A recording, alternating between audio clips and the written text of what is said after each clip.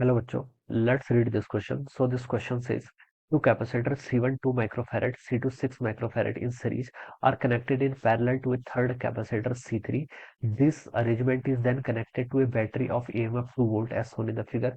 How much energy is given by the battery in charging the capacitors? Alright, capacitors को charge करने पर आपको यहाँ पर बोला गया कि कितनी एनर्जी बैटरी आपके यहाँ पर प्रोवाइड करा रही है. ऑलराइट, तो देखिए बच्चों, इस क्वेश्चन का की कॉन्सेप्ट आप क्या लिख सकते हैं. The key concept of this question is, आपको यहाँ पर एनर्जी बतानी है कि बैटरी आपकी कितनी क्या करा रही है, एनर्जी यहाँ पर प्रोवाइड करा रही है. ठीक है, तो इस क्वेश्चन का देखिए की कॉन्सेप्ट आप क्या लिख सकते हैं. देखिए कैपेसिटेंस, बैटरी यहाँ पर क्या है, देखिए बैटरी यहाँ पर आपकी क्या करेगी, चार्ज प्रोवाइड कराएगी. ठीक है, बैटरी चार्ज प्रोवाइड कराएगी, कैपेसिटेंस क्या करेंगे, चार्ज स्टोर करेंगे. ठीक है, कैपेसिटर चार्ज स्टोर करेंगे, उसके करस्पॉन्डिंग कैपेसिटर के पास क्या आएगी, कुछ ना कुछ आपकी एनर्जी आएगी. ठीक है, तो जितनी कैपेसिटर्स के अंदर आपकी एनर्जी स्टोर्ड होगी वो किसके इक्वल होगी, उतना वर्क डन इस बैटरी ने क्या होगा. ठीक है, और बैटरी जो वर्क डन करेगी वो किसके इक्वल होगा, this is equal to the increase in the electrostatic energy stored in the capacitor. वो क्या जाएगा, इलेक्ट्रो कैपेसिटेंस के अंदर आपकी उतनी क्या होगी, इलेक्ट्रोस्टैटिक एनर्जी क्या होगी, स्टोर्ड होगी. ठीक है, तो बेसिकली आपको यहाँ पर बताना है कि work done by the battery लिख सकते हैं या फिर एनर्जी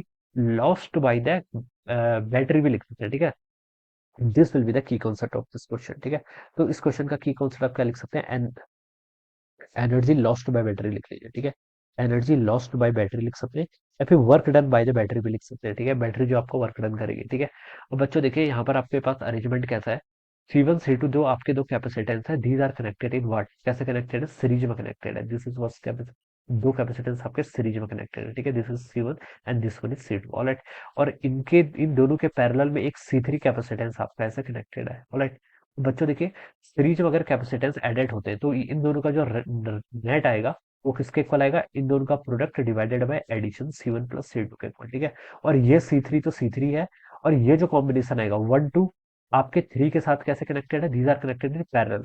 और पैरेलल में देखिए आपका कैसे कनेक्ट होते हैं, पैरेलल में आपका सीधा ऐड हो जाता है. ठीक है, तो रेजिस्टेंस के केस में उल्टा होता है. ठीक है, रेजिस्टेंस के केस में उल्टा होता है, सीरीज में ऐड होते हैं. ठीक है, और पैरेलल में यहाँ पर मल्टीप्लाई डिवाइडेड बाय एडिशन होता है. ठीक है, अब यहाँ से सी नेट में लिख सकता हूँ बच्चों, देखिए C3 प्लस आपका C1 C2 डिवाइडेड बाय कितना हो जाएगा, C1 प्लस C2 के इक्वल आ जाएगा. This will be our C equivalent या फिर सी नेट यहाँ से आप बोल सकते हैं. ठीक है, अब बच्चों देखिए C3 की वैल्यू क्वेश्चन में आपको गिवन करके 4 माइक्रोफैरेड के इक्वल. ऑलराइट, 4 माइक्रोफैरेड प्लस यहाँ से आपका C1 इंटू C2 कितना होगा, 2 इंटू 6 कितना हो जाएगा आपका 12 के equal, divided by C1 plus C2 कितना हो जाएगा 8 के इक्वल.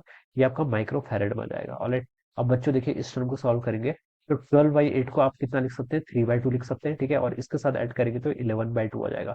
तो 11/2 माइक्रोफैरेड आपका यहाँ पर से क्या गया, this is our net capacitance. ठीक है, अब बोल रखा है बैटरी की आपकी पोटेंशियल ईएमएफ गिवन कर रखा है 2 वोल्ट के इक्वल. ठीक है, और हमें बताना है कि कितनी एनर्जी स्टोर्ड होगी. तो देखिए बच्चों, आपने इस पूरे अरेंजमेंट को अब आप ऐसे लिख सकते हैं, एक सिंगल कैपेसिटेंस जिसका कैपेसिटेंस कितना है, सी नेट के equal, and it is connected to an external voltage source of 2 volt. Alright, ये इस तरीके से हो जाएगा. अब एनर्जी स्टोर्ड बतानी है, एनर्जी स्टोर्ड के दो फॉर्मूले होते हैं, इधर चार्ज के थ्रू कैलकुलेट कर लीजिए या फिर हाफ CV स्क्वायर या फिर Q² बाय 2 से. ठीक है, यहाँ पर हमें सी इक्विवेलेंट, ये सी इक्विवेलेंट है, ये आपको पता है, V पता है, तो आप बस इसी फॉर्मूला का यूज कर लीजिए. हाफ सी इक्विवेलेंट देखिए कितना है इसका, 11/2 माइक्रोफैरेड, 11/2 इंटू 10⁻⁶ इंटू वी का स्क्वायर. वी आपका 2 है, आप इसका स्क्वायर कर लीजिए.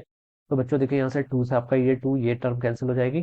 ठीक है, तो ये आपका आ गया 11 इंटू 10⁻⁶, क्या जूल में आ जाएगा. एनर्जी की यूनिट क्या होती है, जूल होती है. ऑलराइट, या फिर इसको 11 माइक्रो जूल भी बोल सकते हैं. ठीक है, आपको देखिए ये ही ऑप्शन क्वेश्चन में गिवन किया हुआ है, बी ऑप्शन पे. ठीक है, 11 into 10⁻⁶ joule. So this would be the answer of this question. Right, so I hope you understood this concept. All the best and thank you so much.